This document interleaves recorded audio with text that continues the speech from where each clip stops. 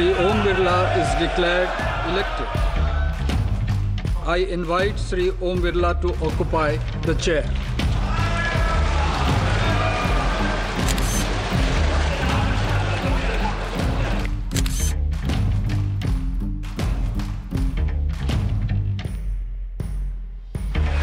आपके चेयर है, आप संभालें।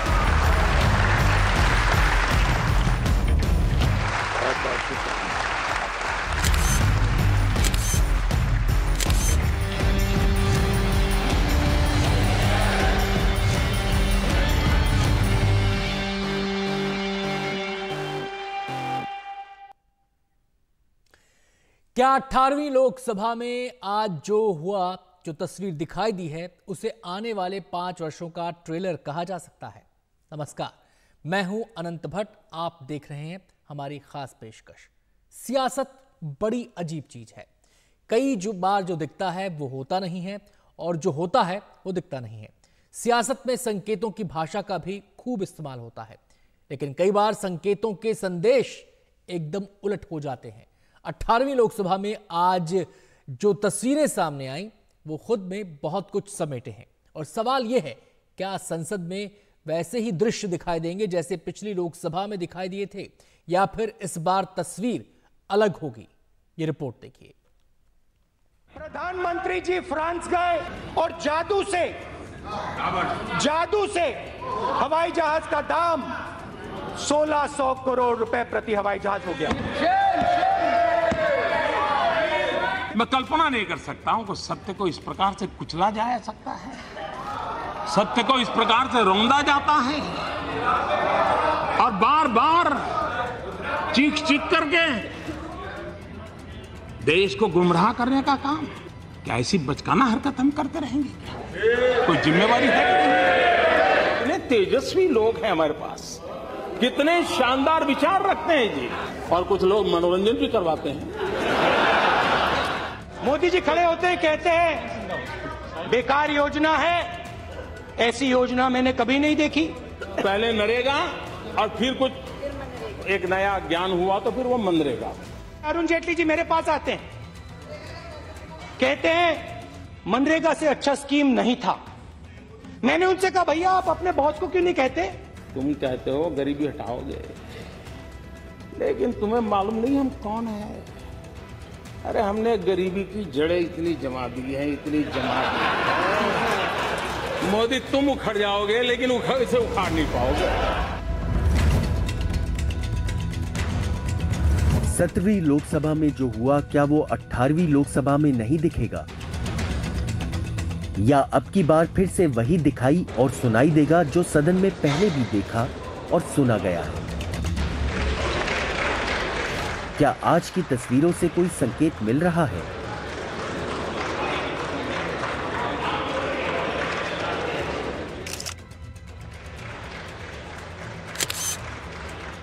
प्रधानमंत्री मोदी और राहुल गांधी को इस तरह से मिलते आपने शायद ही देखा होगा। दोनों नेता जब एक दूसरे के इतने करीब हों, ऐसी जो तस्वीर इससे पहले याद आती है वो जुलाई 2018 की है। लेकिन उस ऐतिहासिक मिलन को कम से कम बीजेपी के नेताओं ने गले मिलना नहीं माना था। लेकिन जो ये तस्वीर है वो 6 साल पहले की तस्वीर से थोड़ी अलग है। इसमें दोनों नेता गले नहीं मिले हैं, बल्कि दोनों ने हाथ मिलाए हैं। माननीय अध्यक्ष जी, Shri Om Birla is declared elected. I invite Shri Om Birla to come up and occupy the chair. सदन में जैसे ही स्पीकर को आसन संभालने के लिए आमंत्रित किया जाता है, प्रधानमंत्री मोदी ओम बिरला की अगवानी के लिए आगे बढ़ते हैं, उनसे हाथ मिलाते हैं। तभी बाई तरफ से राहुल गांधी आते हैं। राहुल भी ओम बिरला से हाथ मिलाते हैं, और इसके बाद प्रधानमंत्री मोदी और राहुल गांधी दोनों आपस में हाथ मिलाते हैं। इसके बाद की तस्वीर भी ध्यान देने लायक है। सदन के नेता यानी प्रधानमंत्री मोदी और नेता विपक्ष यानी राहुल गांधी दोनों एक साथ स्पीकर के साथ उनके आसन की तरफ बढ़ते हैं। आपके चेयर है, आप संभालें। प्रधानमंत्री औपचारिक रूप से नेता विपक्ष को नए स्पीकर से मिलवाते हैं। और आसन पर स्पीकर ओम बिरला को बैठाने के बाद दोनों नेता लौट आते हैं। तो क्या यह मान लिया जाए कि 18वीं लोकसभा का मिजाज 17वीं लोकसभा से थोड़ा अलग होगा? शोर की जगह सौहार्द और हंगामे की जगह मेल मिलाप दिखाई देगा। किसी नतीजे पर पहुंचने से पहले प्रधानमंत्री का यह बयान सुन लीजिए। हम सब चाहते हैं कि सदन में आचरण, सदन के नियमों का पालन हम सब करें, और आपने बड़े सटीक तरीके से, संतुलित तरीके और कभी कभी कठोरता के साथ भी फैसले लिए हैं। मैं जानता हूं कि ऐसे निर्णय आपको पीड़ा भी देते हैं, लेकिन सदन की गरिमा और व्यक्तिगत पीड़ा के में आपने सदन की गरिमा को पसंद किया और सदन की परंपरा को बनाने का प्रयास किया। प्रधानमंत्री उन्हीं कड़े फैसलों का जिक्र कर रहे हैं जो 18वीं लोकसभा में लिए गए थे। स्पीकर ने कई सदस्यों को सदन से निलंबित भी किया था। दोबारा कुर्सी संभालने के बाद ओम बिरला ने फिर से इशारा किया कि अनुशासन नहीं तोड़ा जाना चाहिए।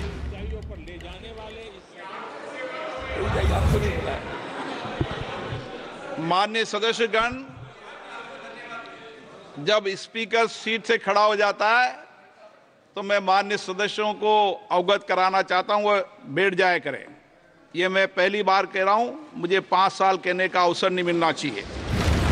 स्पीकर सर, अब जरा सुनिए कि लोकसभा अध्यक्ष के स्वागत में राहुल गांधी और अखिलेश यादव ने क्या कहा।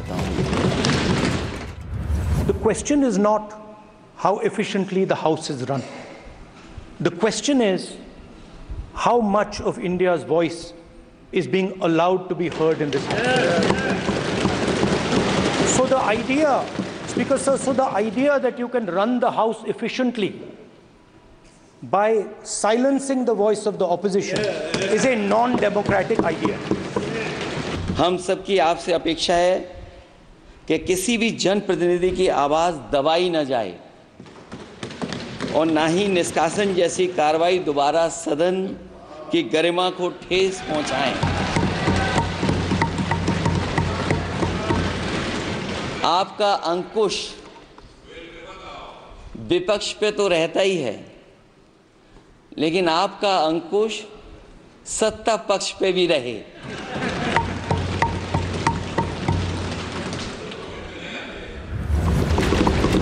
लेकिन विपक्ष को जवाब दिया और वो भी मोदी के हनुमान कहे जाने वाले चिराग पासवान की तरफ से। पर हाँ, कई बार जब विपक्ष के द्वारा कई बातें कही जाती हैं, मैं इतना भी मैं जरूर आग्रह करूंगा कि जब एक उंगली आप किसी की तरफ उठाते हैं तो बाकी उंगलियां आपकी तरफ उठती हैं।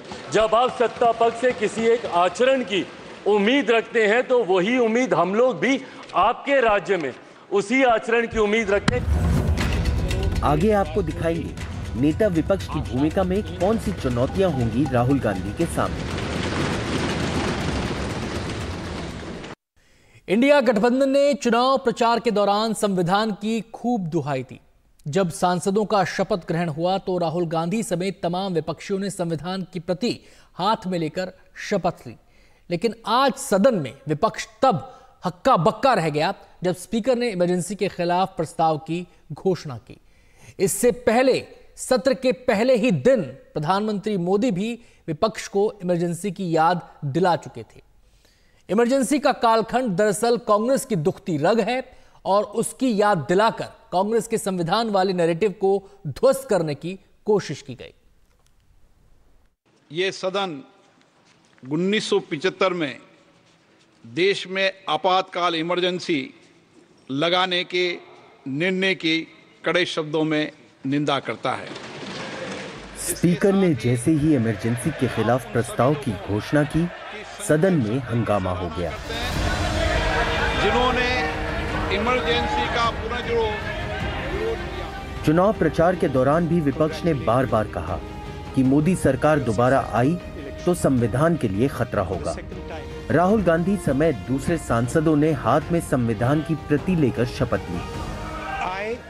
Rahul Gandhi, having been elected a member of the House of the People, लेकिन स्पीकर के आसन पर बैठते ही जिस तरह से ओम बिरला ने संविधान का हवाला देते हुए इमरजेंसी को लोकतंत्र का काला पन्ना बताया, कांग्रेस घिरती नजर आई। 2 मिनट मौन के आह्वान ने विपक्ष को पशुपेश में डाल दिया। इमरजेंसी के इस काले खंड में कांग्रेस की तानाशाह सरकार के हाथों अपनी जान गंवाने वाले भारत के ऐसे कर्तव्यनिष्ठ और देश में प्रेम करने वाले नागरिकों की स्मृति में हम सब 2 मिनट का मौन रखते हैं।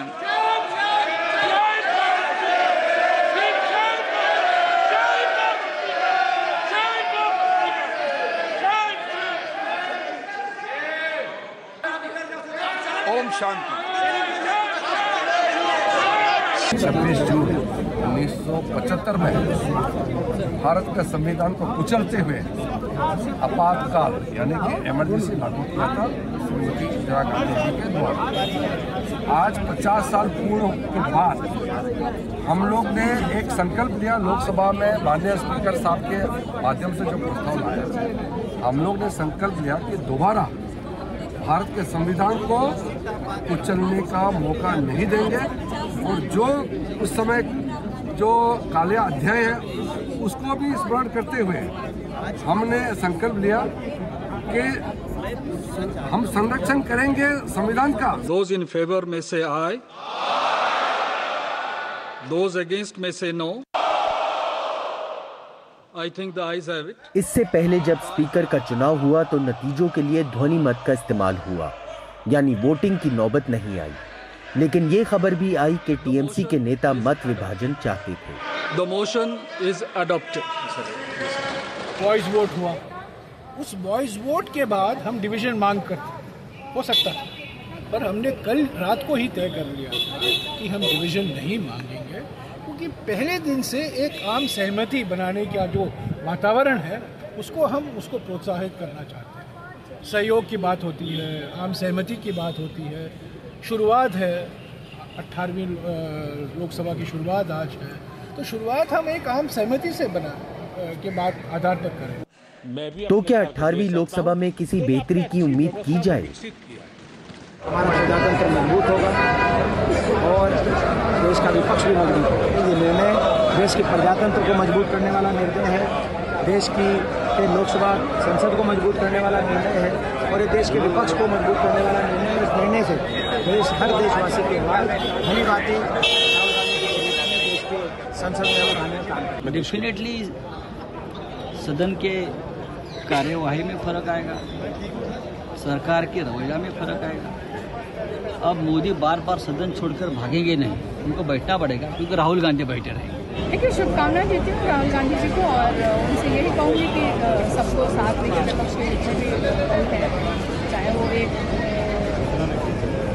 सांसद भी जीत के आया हो उसको भी साथ लेकर के और सबको एक साथ लेकर के, और जो सत्ता पक्ष के मुद्दे हैं जो लोग उठाते हैं या हमें दबाने की कोशिश करते हैं, चाहे वो स्पीकर मौका नहीं देते, तो मतलब जो मुद्दे हैं खासतौर पर उन सब मुद्दों को साथ में लेके चलें और हम लोग संसद के अंदर बाहर जगह। स्पीकर के चुनाव को लेकर सत्ता पक्ष और प्रतिपक्ष आमने सामने थे। इसके बावजूद ओम बिरला फिर एक बार ध्वनि मत से लोकसभा अध्यक्ष बनाए गए। तो फिर संख्या बल में कम होने के बावजूद कांग्रेस ने स्पीकर के लिए अपना उम्मीदवार क्यों खड़ा किया? और मोदी सरकार ने ओम बिरला को दोबारा स्पीकर की कुर्सी पर बैठाकर क्या संदेश दिया? क्या विपक्ष ये जताना चाहता है कि वो लोकसभा के पिछले 2 कार्यकाल की तरह इस बार कमजोर नहीं है? और क्या बीजेपी ये संदेश देना चाहती है कि संख्या बल में कम होने के बावजूद उसके तेवर जस के तस है? स्पीकर का चुनाव सत्ता पक्ष और प्रतिपक्ष के लिए बड़ा मौका होता है। एक राय से फैसला हो जाए तो ये लोकतंत्र के लिए बेहतर संदेश देता है। इस बार लोकसभा के समीकरण बदले हुए हैं। सत्ता पक्ष नहीं चाहता कि उसके तेवर कहीं से कमजोर दिखाई दें। दूसरी ओर विपक्ष भी नहीं चाहता कि उसकी छवि को पिछली लोकसभा से जोड़कर देखा जाए, खासतौर पर तब जबकि इस बार सदन के पास नेता विपक्ष भी मौजूद है। The Prime Minister. Now, this is an important part of my speech, so if you would let me say it. It's interesting, you'll like it. You'll enjoy this one.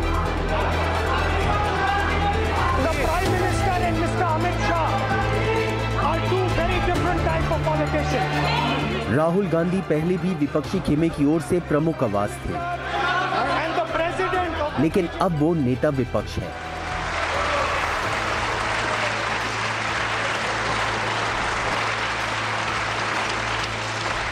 वर्ष 2014 और 2019 की लोकसभा में नेता विपक्ष का पद खाली रह गया, क्योंकि इसके लिए 55 का आंकड़ा जरूरी था।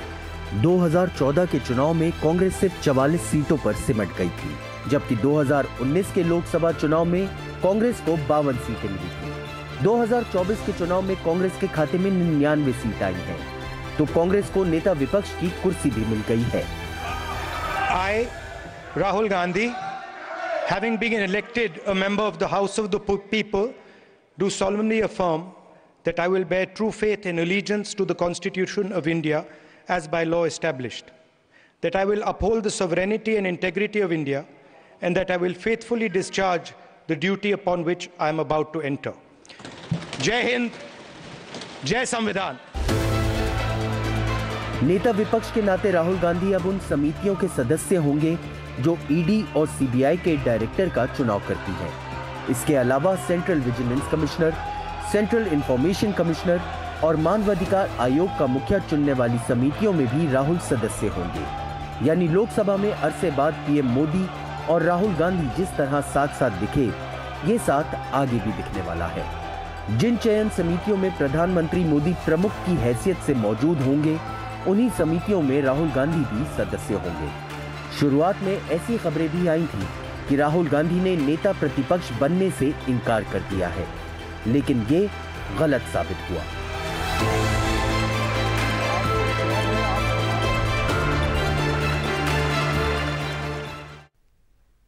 हमारी इस खास पेशकश में इतना ही।